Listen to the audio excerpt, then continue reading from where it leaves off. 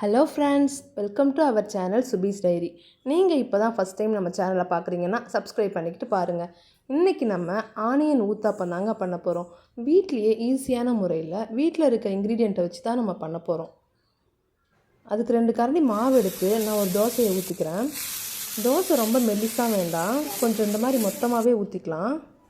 Cut பண்ணி வச்சுருக்க ஆனியனை இதுக்கு மேலே நல்லா தூவி விட்டுக்கிறேன். காரம் சாப்பிட்றவங்களா இருந்தால் ஒரு பச்சை மிளகாய் போட்டுக்கோங்க. மல்லித்தழை கொஞ்சமாக தூவிக்கிறேன். நல்லெண்ணெய் போட்டால் தாங்க இதுக்கு டேஸ்ட் நல்லாயிருக்கும். பாருங்கள், இந்த எண்ணெயில் நல்லா வேகட்டும். இந்த தோசை கொஞ்சம் தாராளமாகவே நம்ம நல்லெண்ணெய் சேர்த்துக்கலாம். நல்லா வெந்ததுக்கப்புறமா இந்த பக்கம் நம்ம திருப்பி போட்டுக்கலாம். பார்த்தீங்களா இந்த சவுண்டு எப்படி இருக்குன்னு? இப்போ நல்லா தோசை வெந்ததுக்கப்புறமா ஒரு பிளேட்டில் ட்ரான்ஸ்ஃபர் பண்ணிக்கலாம். நம்ம மெயின் ஹீரோவான நம்ம ஹோம்மேட் முருங்கை இட்லி பொடி வித் நல்லெண்ணெய் 2த்தையும் சேர்த்து சாப்பிட்டு பார்க்கலாம். சூப்பர்.